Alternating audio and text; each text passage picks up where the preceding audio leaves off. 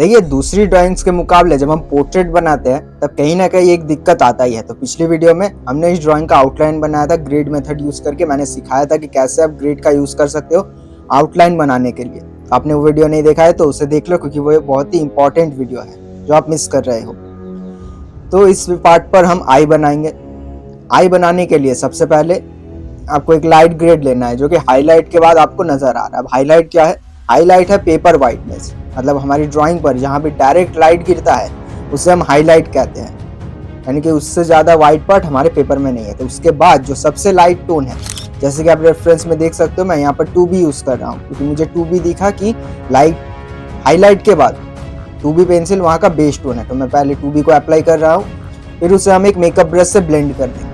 Blending के लिए shading बहुत ही ज़रूरी है। मैंने एक वीडियो शेडिंग पे भी बनाया था कि कैसे आप शेडिंग कर सकते हो। कुछ लोग ब्लेंडिंग टूल पे डिपेंड हो जाते हैं, तो आपको ब्लेंडिंग टूल पे डिपेंड नहीं होना है। अगर आपका शेडिंग अच्छा है तो ब्लेंडिंग की ज़रूरत नहीं पड़ेगा। हमने 2B को यहाँ पर ब्लेंड कर लिया। अब जो जो जगह हाईलाइट है, जो मैंने बात किया था कि जहाँ पर डायरेक्ट लाइट गिर रहा है, उसे मैं हाईलाइट को मार्क कर लूँगा अपने नीडेबल इरेजर से। नीडेबल इरेजर मैंने इसलिए यूज़ किया क्योंकि ये नॉन डस्ट होता है। ये बहुत ही ईजिली ग्राफाइट, चारकोल दोनों में ही हाईलाइट दे देता है। अब देखिए, फर्स्ट टोन हो जाने के बाद मैं यहाँ पर सेकेंड टोन दे रहा हूँ। मैं ऐसे टोन पर ही काम करता हूँ, यानी कि एक लेयर के बाद एक लेयर, हम इसे लेयर भी कह सकते हैं।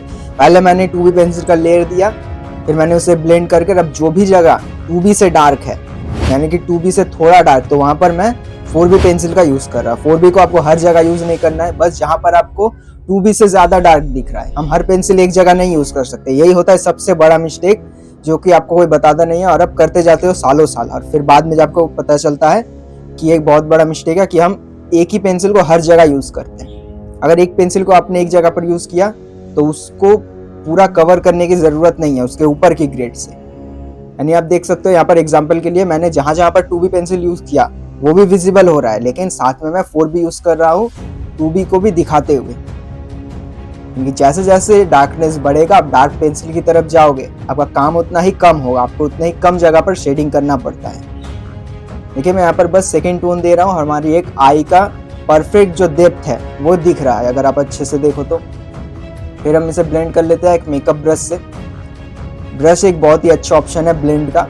ब्लेंडिंग स्टम्प यूज़ मत करो इन सब जगहों पर, क्योंकि वो पैचेस दे सकता है। मैं यहाँ पर काम कर रहा हूँ 70 GSM के पेपर पर। जी हाँ, 70 GSM, जो कि ड्राइंग के लिए तो बिल्कुल भी नहीं है। ये एक प्रिंट पेपर है, A4 साइज, जिस पर हम प्रिंट नहीं निकालते हैं, लेकिन मैं उसी पेपर पर ड्राइंग करता हूँ क्योंकि मुझे 70 GSM पर आदत है। मैंने शुरू से ही कभी भी प्रीमियम पेपर यूज़ नहीं किया है। मैं यहाँ पर 6B से जो भी ज़्यादा डार्क जगह है, 4B के बाद जो डार्क जगह है वहाँ पर मैं थर्ड लेयर अप्लाई कर रहा हूँ। आपको ऐसे स्टेप बाय स्टेप काम करना है। एक बार में कोई भी जगह डार्क नहीं कर देना और कहीं पर डायरेक्ट डार्क पेंसिल नहीं लगाना है। पहले आपको लाइट टोन यूज़ करना पड़ेगा 2B 4B, उसके बाद आपको धीरे धीरे डार्क जाना पड़ेगा। तो 6B से मैं बहुत ही कम जगह पर सेट दे रहा हूँ, जहाँ जहाँ पर मुझे दिख रहा है कि हाँ 4B के बाद ये डार्कनेस है। अब मेरा 2B का टोन भी विजिबल है, 4B का टोन भी विजिबल है, और अब मैं 6B यूज़ कर रहा हूँ। तो ऐसे ही आपको बहुत ही कम जगह पर डार्क पेंसिल का यूज़ करना है, तभी वो एक डेप्थ दिखेगा। देख सकते हो, ये एक आई रियलिस्टिक 3D लग रहा है अभी के हिसाब से, लेकिन इस पर और भी डार्क टोन चढ़ेंगे जिसके बाद ये और भी रियलिस्टिक लगेगा। अब वो अपने शेडिंग पे ध्यान देना है, ना तो ब्लेंडिंग पे। ड्राइंग तो ज़रूरी है, क्योंकि अगर आप ड्राइंग ठीक से नहीं करते हो तो चाहे आप कितने भी शेडिंग ऐड कर लो वो टेढ़ा मेढ़ा लगेगा, तो शेडिंग का कोई मतलब ही नहीं होता है। दूसरे ड्राइंग्स में अगर जैसे हम स्टिल लाइफ ले लेते हैं, लैंडस्केप, उसमें अगर थोड़ा ऊपर नीचे हो जाए तो फ़र्क नहीं पड़ता उतना खुली आंखों से। लेकिन पोर्ट्रेट में अगर आपको फेस मैच करना है तो A to Z या फिर 99% आपको सेम टू सेम रखना पड़ेगा पोर्ट्रेट में, ताकि फोटो के साथ जो ड्राइंग है उसका फेस बिल्कुल मैच करे। देख सकते हो, मैं अब यहाँ पर 8B पेंसिल ले रहा हूँ। तो ये ड्राइंग के लिए पेपर है ही नहीं, ये इतना पेपर सह भी नहीं पाता, लेकिन मेरा एक्सपीरियंस है, मैं 7 साल से ड्राइंग कर रहा हूँ, इसलिए मुझे पता है कि कहाँ पर कौन सी पेंसिल अप्लाई करना है। 70 GSM में ये काम करना बहुत ही मुश्किल है, लेकिन अगर प्रैक्टिस हो तो आप ये भी कर सकते हो। बहुत सारे लेयर्स मैंने अप्लाई किया एक पतले से पेपर पर। अब चाहे कोई भी पेपर यूज़ करो, पेंसिल यूज़ करो, फ़र्क नहीं पड़ता, मटेरियल्स मैटर नहीं करते हैं। डॉम्स की पेंसिल से स्टार्ट करो, आप अप्सरा की पेंसिल से स्टार्ट करो। मैंने यूज़ किया है ब्रूस्टो का पेंसिल। ये पेंसिल भी अच्छे है बजट में, अगर आप चाहो तो ये पेंसिल ले सकते हो, लेकिन आप आर्ट लाइन, अप्सरा, कोई भी पेंसिल से आप स्टार्ट कर सकते हो। तो लास्ट टोन हमने 8B का दिया, ये आई हमारा कंप्लीट है। अब हम सेम इस तरफ की आई को करेंगे, लेकिन इस तरफ की आई उस तरफ की आई से थोड़ी अलग है, तो अब देखो वरना आप ट्रिक हो जाओगे इस आई पर।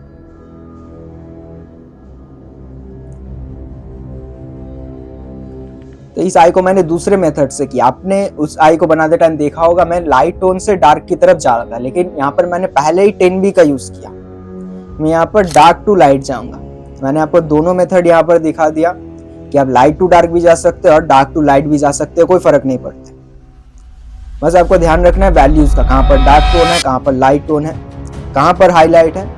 इन सारी चीजों को अगर आप देखना सीख गए तो आप कोई भी चीज ड्रॉ कर सकते हो, कोई आपको सिखाएगा नहीं ये सब। आप जब खुद ड्रॉ करोगे, रोज 1 स्केच 2 स्केच बनाओगे समझ कर कि मैं 2B पेंसिल यहाँ पर क्यों चला रहा हूँ, मैंने यहाँ पर 10B क्यों लिया, तो इन सब का नॉलेज जब आपको हो जाएगा तब ऑटोमेटिक अपने ड्राइंग्स में अपने से ही गलतियाँ खोजने लगोगे और उसे सुधारते सुधारते आपका art work day by day बहुत ही अच्छा हो जाएगा।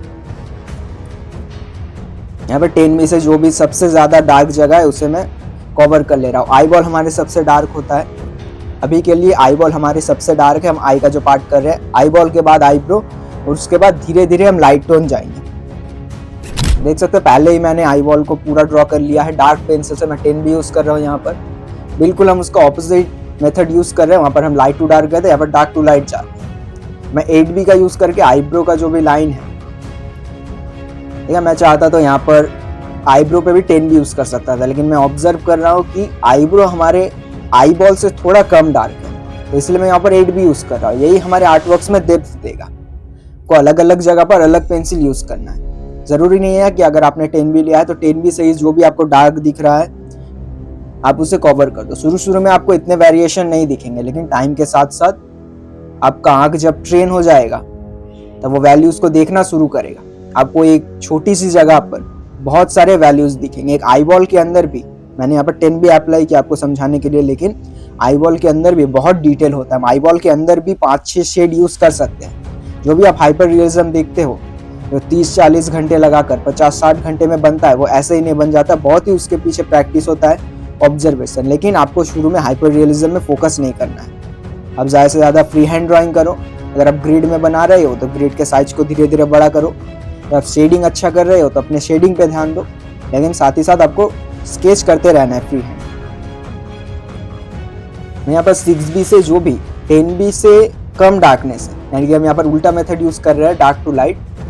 हम धीरे धीरे लाइट की तरफ जा रहे हैं। जो भी डार्क जगह है उसे हम पहले कवर कर रहे हैं, फिर जब हम उसे ब्लेंड करेंगे तो हमारा जो लाइट टोन है वो ऑटोमेटिक कवर हो जाएगा। अभी तक हमने एक बार भी ब्लेंड नहीं किया है।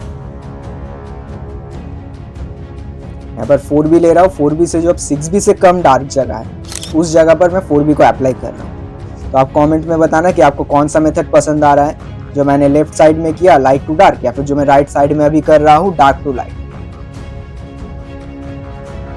बिगिनर्स में अच्छा यही रहेगा कि आप पहले लाइट टू डार्क जाओ, अब बाद में अपने आर्टवर्क्स पे एक्सपेरिमेंट कर सकते हो। आपका ये ज़रूरी नहीं है कि सेम टू सेम प्रिंटर की तरह ही आपको आर्टवर्क बनाना है।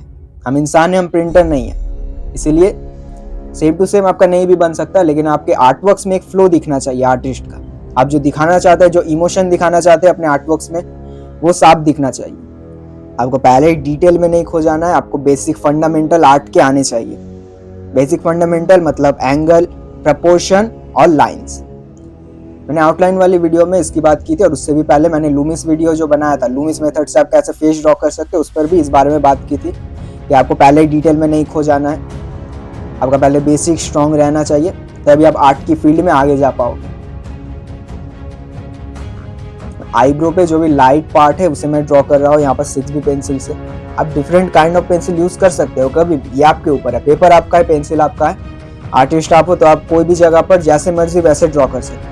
अगर आपने पहले 4B यूज़ कर लिया तो उसके बाद आप वापस 2B नहीं ले सकते, ऐसा कोई रूल नहीं है। लेकिन आपको इसे कम करना है। हो सकता है कि कुछ जगह मिस हो जाए, आप 2B पेंसिल से शेड दे रहे हो और कुछ जगह पर मिस हो गया, तो आप फिर उसे बाद में कवर कर सकते हो, इसमें कोई दिक्कत नहीं है। लेकिन आपको इसे हैबिट नहीं बना लेनी।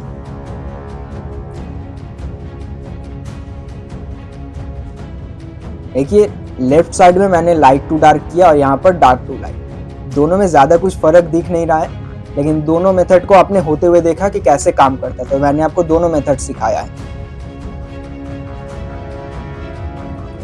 हमारे दोनों आईज यहाँ पर ऑलमोस्ट कंप्लीट है। हम इसे बस ब्लेंड कर लेते हैं ताकि हमारे पेंसिल के पैचेस सॉफ्ट हो जाए। देखिए इस वीडियो में इतना ही। अगर पसंद आया तो चैनल को सब्सक्राइब करें, वीडियो को लाइक करें और कमेंट में बताएं अगर कोई भी जगह जो आपको समझ नहीं आया या फिर मैं मिस कर गया हूँ तो आप कमेंट में पूछिए अपने डाउट्स, मैं वहीं पर आपको आंसर दे दूंगा। नेक्स्ट वीडियो में हम इसके नोट्स को कंप्लीट करेंगे, तो नेक्स्ट पार्ट अब देखना जरूर। मैं यहाँ पर हाईलाइट ऐड कर रहा हूँ नीडेबल इरेजर से। नीडेबल इरेजर हर जगह ही अवेलेबल होता है, आप इसे परचेस कर लो, ये बहुत ही काम का इरेजर है।